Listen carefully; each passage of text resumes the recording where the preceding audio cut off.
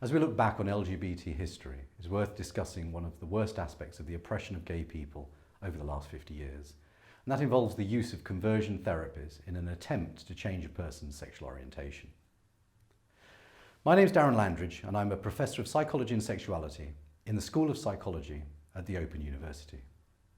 Only this year we saw Alan Turing named as the greatest person of the 20th century in the joint OU-BBC television programme Icons. Alan Turing, the father of computing and a key figure in cracking the Enigma codes during World War II, was gay. His sexuality led to his untimely death, as a conviction for gross indecency in 1952 led to the loss of everything he'd worked for and an awful choice between imprisonment or chemical castration. He chose the latter, but then died from cyanide poisoning a short time later in 1954, quite possibly from suicide. He was only recently granted an official pardon in 2013. The use of chemical castration for gay and bisexual men was not uncommon in the 1950s and 60s, nor was the use of a variety of other, often hideously cruel treatments designed to cure the homosexual of their perceived deviancy. Much of this activity was focused on gay and bisexual men, but lesbians and bisexual women have been subject to attempts to change their orientation too.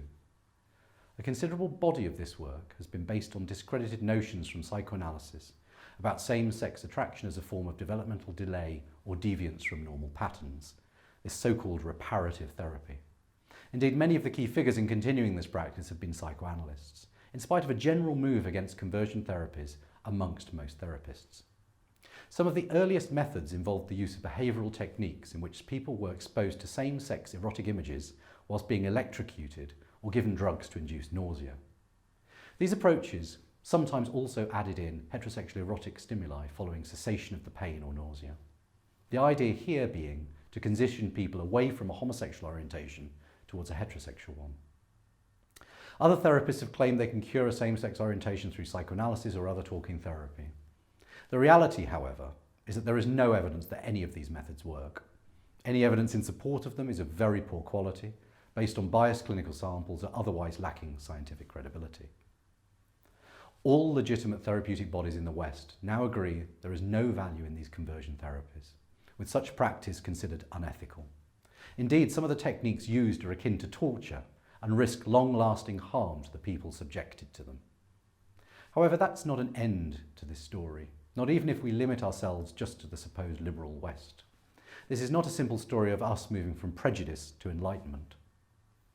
These supposed psychotherapeutic techniques have continued to be used to the present day, albeit now less than before, particularly in the United States, but even here in the UK. Most of this practice is now driven by religiously oriented objections to homosexuality and is bound up in a toxic cocktail of religious ideology and self-loathing. There's good evidence that people who are highly religious tend to struggle more to accept their sexuality if it's not heterosexual. Not surprising given the continuing stigma against any kind of sexual attraction beyond heterosexual norm within most faith groups. The offer of conversion to heterosexuality through therapy or prayer is seen as highly desirable for some of the most vulnerable people struggling to come to terms with their sexuality. But just like all other attempts to cure people of their same-sex attraction, these religious methods do not work either. And like other therapeutic techniques, they are likely to do considerable harm, often exacerbating feelings of self-loathing. Thankfully, societies in the West at least have changed considerably over the last 50 years, and there's a growing acceptance of gay and bisexual identities. Although we must note that progress has been slower or worse in many countries beyond the West with regard to the treatment of sexual and gender minorities. But in general, fewer people grow up now thinking there is something wrong with them if they are attracted to people of the same sex than 50 years ago.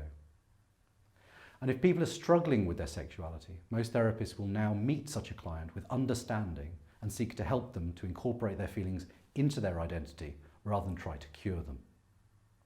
But the battles against conversion therapies continue, and there remain difficult conversations to be had about clashes of culture, such as those we sometimes see between sexual and gender identities and religious belief. We cannot ignore these tensions, thinking everything is okay now, or shy away from them in the hope that they will simply go away. The tensions will remain until and unless we face them head on, with respect but also with courage. Contemporary culture rushes all too often to condemn people for speaking out of turn or for challenging the zeitgeist, but we must not let this prevent us from continuing to champion the rights of those on the margins, no matter how difficult or challenging that is. And through this process, continue to build a culture of tolerance and acceptance towards LGBT people.